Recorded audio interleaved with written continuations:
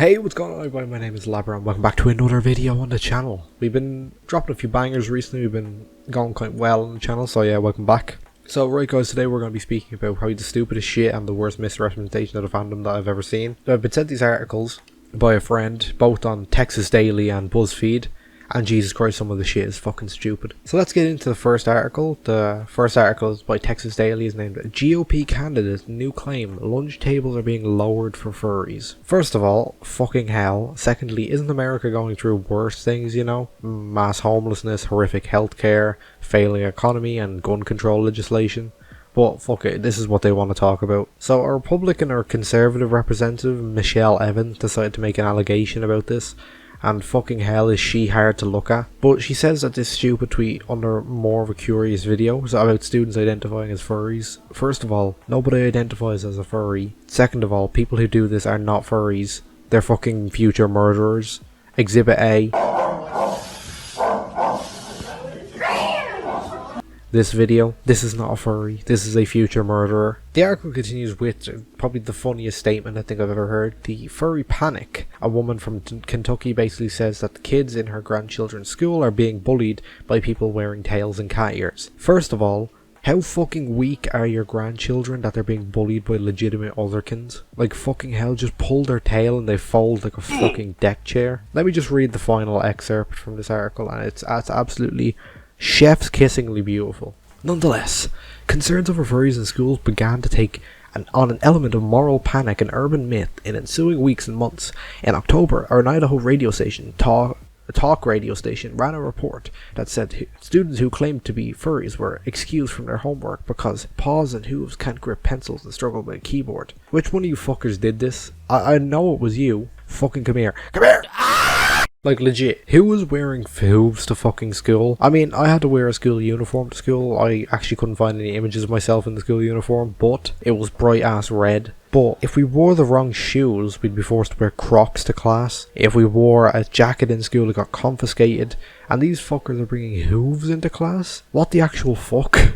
Alright, so the fact that the article was even written baffles me, but let's move on to the second article in this storyline. Then we'll wrap it up with a full conclusion. So the next title of this article is, no, this school district is not putting litter boxes in bathrooms for students who identify as cats, the superintendent says. First of all, what the fuck is that title? Secondly, it was a dumbass parent who raised this as an issue. Knowing most council meetings in America are batshit fucking insane. Want to be called known for communist dictators? Is this the legacy you want to be known for? And every single one of you that are obeying the devil's laws are going to be arrested. I thought I'd take a look at this glorious video. It's only 1 minute long, so but I'll leave a chapter if you guys want to skip through it. The agenda that is being pushed through our schools is just my opinion, but somewhat nefarious when it comes to some of the activities. So let's talk about furries.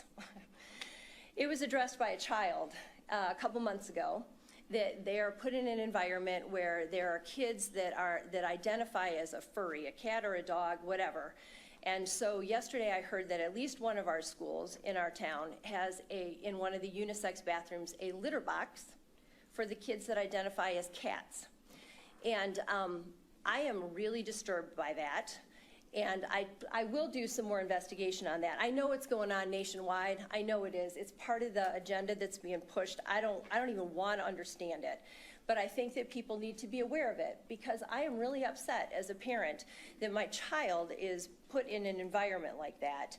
And you know, I'm all for creativity and imagination, but when someone lives in a fantasy world and expects other people to go along with it, I have a problem with that. So I'm just putting that out there. I will investigate more.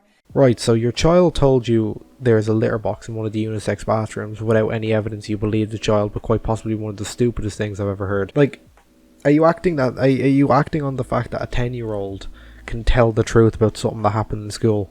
If my 10-year-old came up and goes, oh yeah, do you know there's a litter box in the school bathroom for kids that identify as cat to take a dirty, massive fucking liquid Richard shit into? I'd go, oh, that's cool, son. I wouldn't go to my local school meeting, and we don't really have school meetings like this. This is really an American thing, but I wouldn't charge up on stage and demand to know who put that litter box in the school thing without actually Like, I would not fucking believe this shit. Anyway, the article continues by actually helping the fandom by telling people that this is not what we are, so very thank you BuzzFeed, this is a first. We're not like this, we are not like this, and I beg you to know that we are not like this. The article ends by confirming that none of this shit fucking happened and that the mother's a fucking idiot.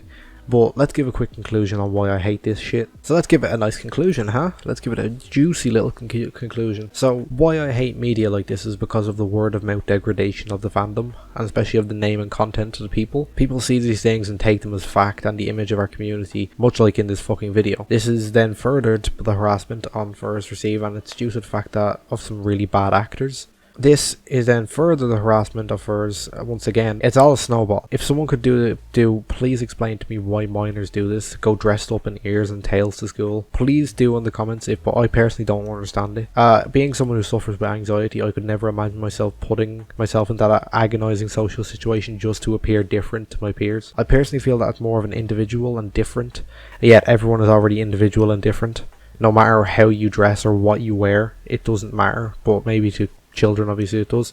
You don't have to put yourself in agonizing social situations to be different. You are already a different individual, like goddamn. But in general, this shit is just fucking stupid, and I'm quite sick of seeing it, because American media, as soon as they see anything to do with any sort of fandom, just gobble it up like it's anything they can fucking eat. Fucking American. But the weirdest thing, I never really see stuff like this happen with like the anime fandoms or the like other stuff when they are equally as bad as us. Like, I don't understand it. But anyway, thank you guys very much for watching, and I'll see you guys in the next video.